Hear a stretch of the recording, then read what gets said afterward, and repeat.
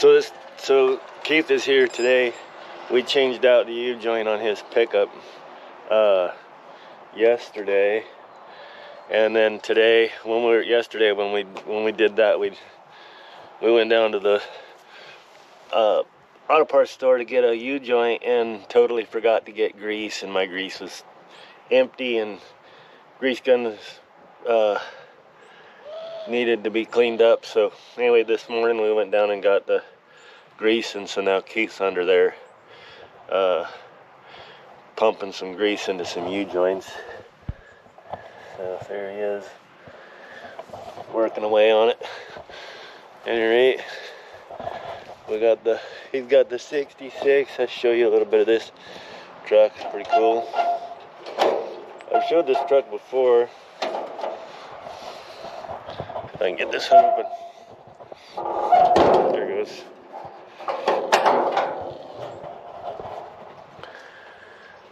Got a 351 Windsor in it. That truck still needs quite a bit of work. Got plans on lifting it and some other stuff. You done with it? Yeah. Alright. I don't know what all we'll do today. I just got the 61 down off the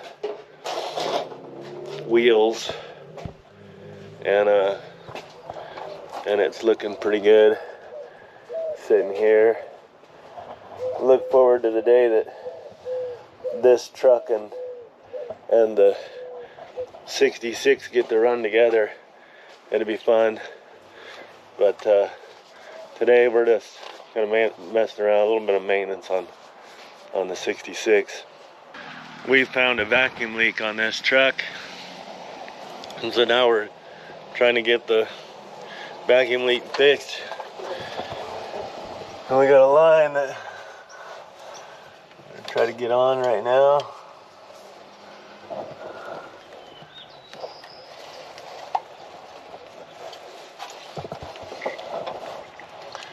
We're trying to spit fuel line onto a.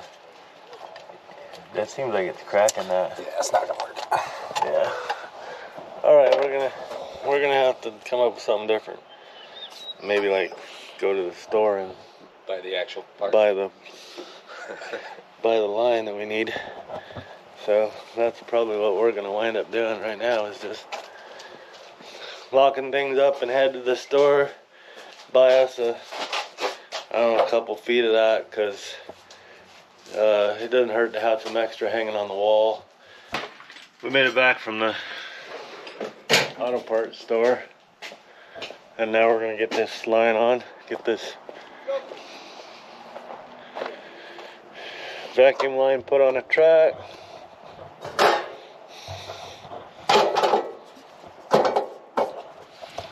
What are you checking? I was just checking out the filter.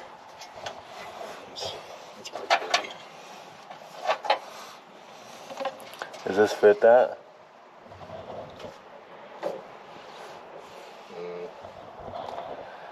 Barely. Loosen over that. Loosen it up.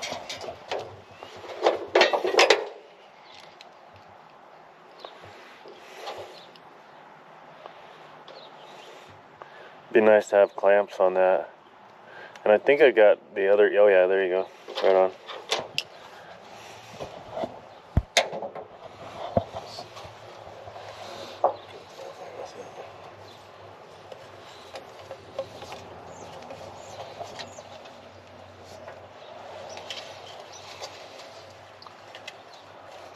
Oh, I don't know if that clamp's gonna want to pass that. Yeah, after it's. Pass that flare. We're probably gonna have to play with the air fuel mixture after this too, because it's gonna. Clamp's not gonna work. You know, I think I got the other style clamps somewhere too. But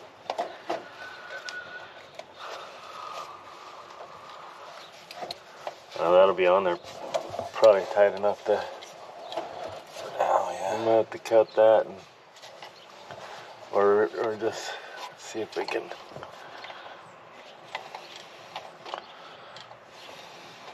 Maybe I can go back around the back with it.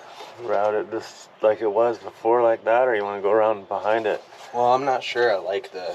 So before it was kinked pretty hard. Yeah. I don't know that I like it. Yeah, run it behind there. See if we got enough of it to come out behind the carburetor, and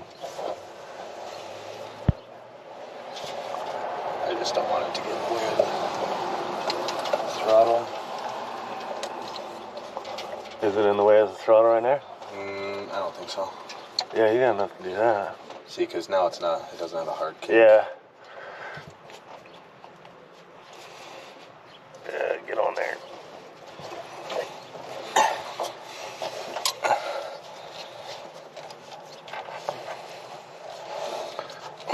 Nice. It's not really. I'll look and see if I got regular clamps to put on there. I want to think that I do, but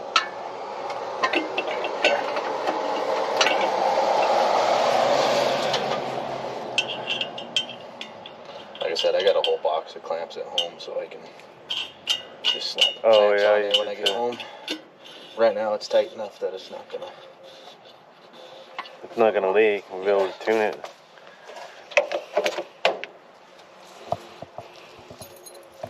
Theft proof.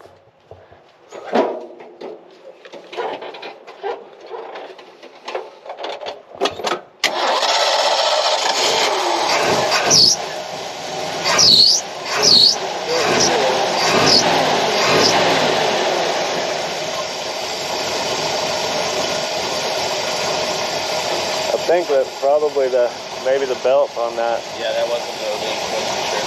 for the squeak. Unless the thing's got multiple. I'm gonna grab the other. Hold on. Is this guy still, or maybe it's still sucking air through the back of it? So we think we still have a vacuum leak.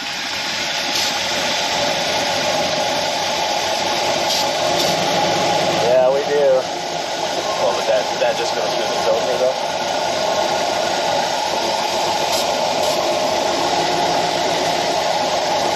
This guy. Yeah. We should have got It's probably cracked. we should have got plugged. That didn't change anything when you pulled it off, and it should have. Yeah, okay. We still got a vacuum leak. Put a bunch of. That didn't seem to change it either, so.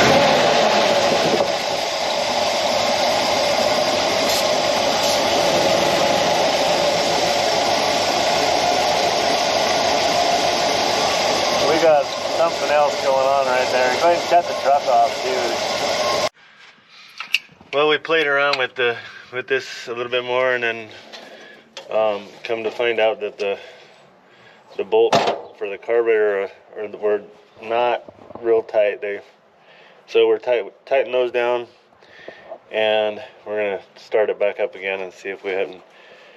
We kept spraying along here, and down under here is where it kept changing the idle, and so this one was pretty loose, and then the others were needing to be tightened up. So now we're gonna fire it up and see if it changes the idle when we spray.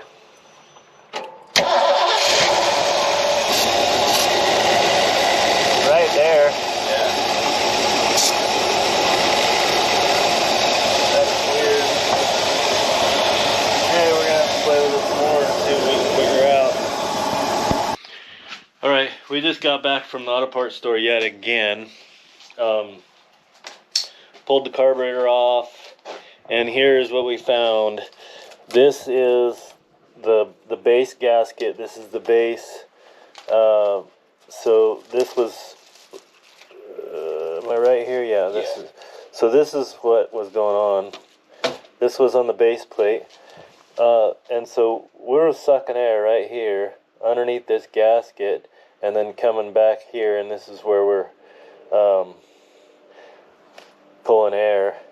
So that's been the leak in this thing. So we went down to the hardware or the auto parts store and picked this gasket up. And this one, I do believe, is going to solve our problems.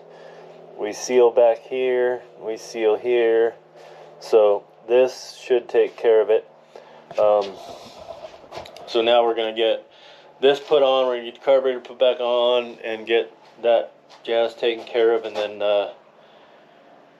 we should be good. Yeah. So anyway, that's what we're getting done.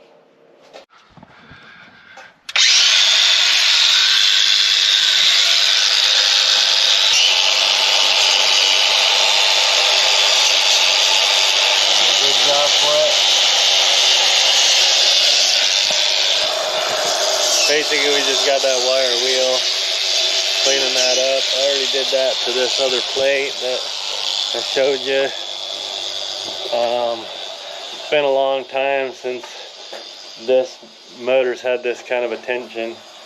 So we've cleaned this one up, both sides, and now he's just getting the intake manifold cleaned up, and then we'll get this thing put back together. We got some bolts that need to be shortened up a little bit, and we'll get that, and then get this thing hooked up, and I'm pretty sure it's going to run a lot better after this. Well, while we were at the auto parts store this time around, we picked up a thing of vacuum plugs, various sizes, and so this one here, we didn't have vacuum plugs, so we used we just used a vacuum line and a screw. You know, this will work. This will get you by. But as long as we were there, we figured we better pick those up, do it correctly. So now at this point, I think we have everything hooked up. Tighten the fuel line right now. That would have been a mess. Fire this thing up and fuel goes everywhere.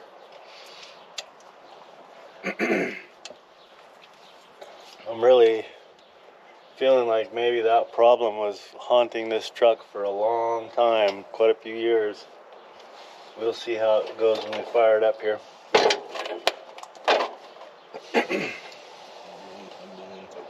Got everything? I believe so. Find out. Let's hear it.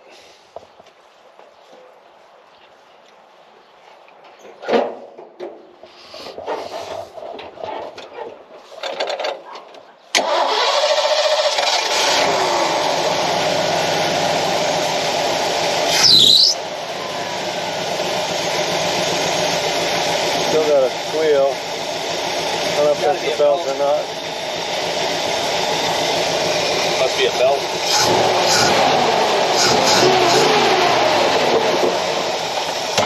Whoa.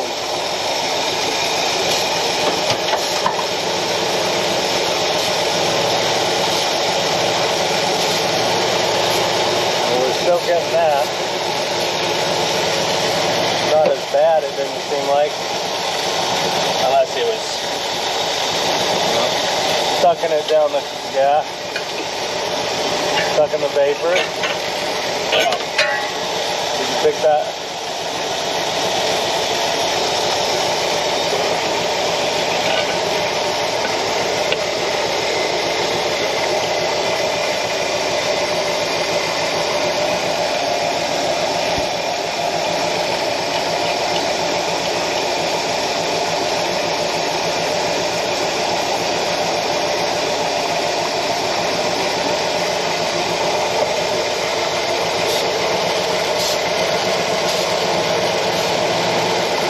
That's changing it.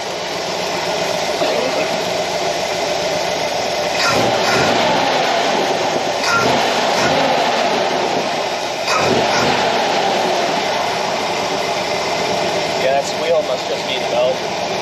Yeah, it makes sense. We need to do something about that alternator get that alternator mounted better than that, all wiggly like that. Yeah. This truck needs TLC, it needs a lot of work, but we've just been working this truck for years. Like I said, my dad bought it when I was a teenager, and he ran it, and back then it had a straight 6 in it, and Dad worked it, you know, and then I got it, and then I worked it. I put this 351 Windsor in it, and this 351 Windsor has been rebuilt twice, so I mean, this truck has been worked. And you know, like now Keith drives it as a daily driver, so it's just, you know, it's been worked. So maybe drive it and see what it, you know. Yeah. See, I'm sure it's gonna feel a lot better. Probably better. But it's not, when you spray that, when we were spraying it originally, it was really working it over, where now it's just kind of mildly changing the idle. So still probably something, I just don't know what. Maybe a carb rebuild at some point. Yeah, that carb's pretty new though. Yeah. It's a couple years old. At any rate, the squeal, I think at this point, is the belt. So. Alright, so it's been a few days. I was waiting for my boy to show up. He's pulling up right now. Looking good.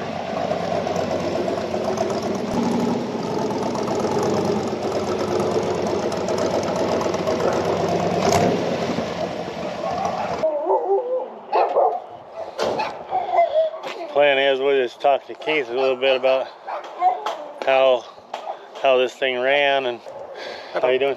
Good. Good. How's the truck run? Great. Yeah, it's running good. Got to replace the serpentine belt still because it's squealing sometimes. But yeah. So I mentioned in that video that last thing we did, it seemed like it still had some sort of leak to it, and we're still not real sure what that is. But Keith was saying that it was night and day for him. You know, the difference between the truck, the way it was running before and the way it's running now. So that was a huge problem, that gasket on the bottom of that. Yeah. It was letting so much air in. So at any rate, I wanted to just kind of wrap this up, but I wanted him to have a chance to say how that thing was running. And yeah. I don't know if you want to. So before we swapped out the gasket and everything, taken off from a stop, it would pretty much fall on its face. You would have to really, really feather the throttle in order to get it to go. And then shifting into third gear, it would fall on its face again. After third gear, it would kind of pick up and be fine after that. But it was lacking a lot of power, and it just wasn't running right. So now you can take off without feathering the throttle. And then if you're in third gear and you're cruising and you need to get out of the way or something, you can just step on the gas and it launches. So its throttle response is perfect right now. Well, it'll probably get better once we figure out the other little leak that's going on. But yeah, throttle response is amazing compared to what it was. This last little bit, it's not much, but yeah, it's a huge difference. And that's probably gonna help with fuel mileage. Hasn't been, like I said, it's just been a couple of days, but so I'm sure it'll be great fuel mileage. But so at any rate, I hope you guys enjoyed this video, and if you did, give it a thumbs up, like it, comment, share it, subscribe. That'd be helpful. Otherwise, till next week, have a blessed week, and thanks for watching.